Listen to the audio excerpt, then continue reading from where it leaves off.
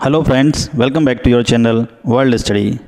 Friends, आज के session में हम लोग डिस्कस करने वाले हैं India shows its strength to enemy by Agni 4। Bharat ने अपने दुश्मनों को अपनी क्षमता का परिचय दिया है अग्नि 4 का सफलतम प्रक्षेपण करके। तो क्या है अग्नि 4, इसी के बारे में आज हम चर्चा करेंगे आज के सेशन में। बने रहिए वीडियो के अंत तक हमारे साथ।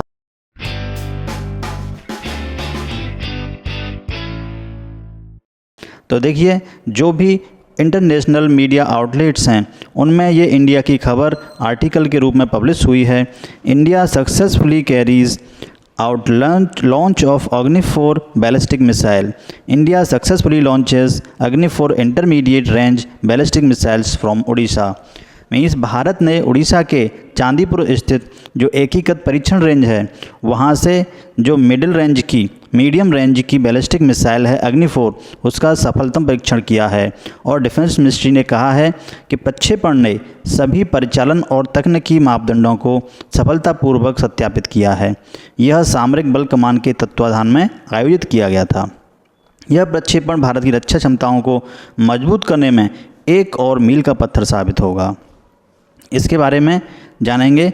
देखिए, ये जो अग्नि 4 है एक मध्यम दूरी की बैलिस्टिक मिसाइल है जिसकी मारक क्षमता होती है लगभग 4000 किलोमीटर, और इसको डेवलप किया है DRDO ने। DRDO जिसका पूरा नाम है रक्षा अनुसंधान एवं विकास संगठन। यह लगभग 1000 किलोग्राम पेलोड ले जा सकती है।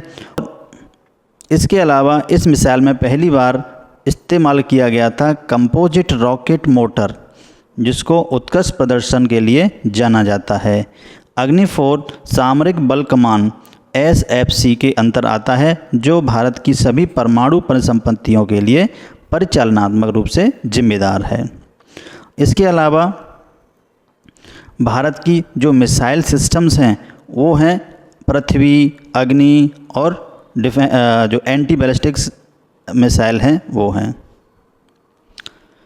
इसके अलावा भारत की जो अन्य मिसाइल प्रणालियाँ वो हैं, सबसे ज़्यादा जो इम्पोर्टेंट हैं वो हैं अग्नि और पृथ्वी। अग्नि जो कि अग्नि प्रथम, अग्नि द्वितीय, तृतीय, चतुर्थ और पंचम, यानी अग्नि 5 तक इसकी रेंज हो चुकी है। और पृथ्वी, हालांकि पृथ्वी जो है 350 किलोमीटर मारक करने वाली एक छोटी दूरी की सतह से सतह मार करने वाली मिसाइल है, लेकिन इसका सामरिक उपयोग बहुत इम्पोर्टेंट है। भारत ने हालांकि 2019 में एक एंटी सैटेलाइट सिस्टम का भी परीक्षण किया था। पृथ्वी डिफेंस व्हीकल MK2 नामक एक संशोधित एंटी बैलिस्टिक मिसाइल का इस्तेमाल कम कक्षा वाले उपग्रह को मार गिराने के लिए किया गया था। इस क्षमता के मामले में भारत अब केवल अमेरिका, रूस और चीन के बाद चौथा देश है। और डिफेंस एक्सपर्ट के अनुसार अग्नि 4 लद्दाख में चीन के साथ जारी सैन्य टकराव के बीच हुआ है, क्योंकि हमेशा चीन जो है भारत को लद्दाख के क्षेत्र में अपनी हरकतों से उकसाता रहा है। तो इसके लिए ये चाइना को एक जवाब है। अब बात करें भारत के अन्य जो पड़ोसी मुल्क हैं, जैसे बांग्लादेश में आज के टाइम पर बहुत उठापटक बची हुई है। हालांकि उसमें कार्यकारी सरकार बन गई है, लेकिन जो कार्यकारी सरकार बनी है वो जो है भारत की तरफ न झुकते हुए पाकिस्तान की ओर उनका जुड़ाव है। और उनके जो IT मिनिस्टर हैं नाहिद इस्लाम, उन्होंने कहा है कि हमारे जो पाकिस्तान के साथ 1971 में जो इश्यूज़ क्रिएट हुए थे, हम उनको सुधार करने की दिशा में आगे कदम उठा रहे हैं। और अगर भविष्य में ये भी कह सकते हैं कि हो सकता है अगर बांग्लादेश का झुकाव पाकिस्तान की तरफ इसी तरह रहा तो हो सकता है भारत को आने वाले समय में 3 मोर्चों पर युद्ध का सामना करना पड़े। हालांकि इसकी संभावना बहुत ही कम है, लेकिन जिस तरह से बांग्लादेशी गवर्नमेंट काम कर रही है और उस पर चाइना और पाकिस्तान का प्रभाव है, उससे यही देखने में आता है कि जल्दी ही साउथ एशिया में कुछ न कुछ गड़बड़ होने वाली है।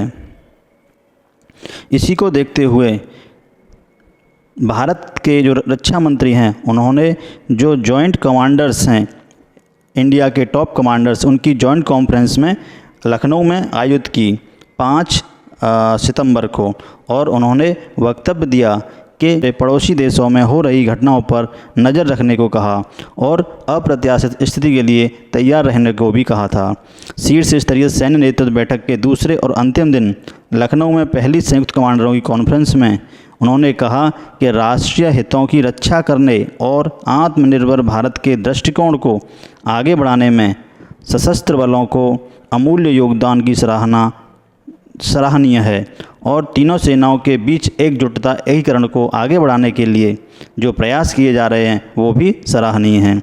और उन्होंने कहा कि रूस, यूक्रेन, इजराइल, हमास के बीच चल रहे संघर्ष और हमारे पड़ोसी देश बांग्लादेश और पाकिस्तान की जो वर्तमान अस्थिर स्थिति है उसका भी उल्लेख किया। और उन्होंने कहा कि इन सभी घटनाओं का विश्लेषण करके भविष्य में देश के सामने आने वाली समस्याओं का पूर्वानुमान लगाने और अप्रत्याशित स्थिति से निपटने के लिए हमेशा तैयार रहें।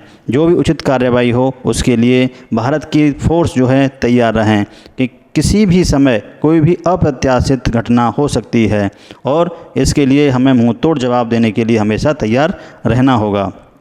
तो ये सब हुआ था 5 तारीख को जो लखनऊ में टॉप कमांडिंग ऑफिसर्स की मीटिंग हुई थी उसमें।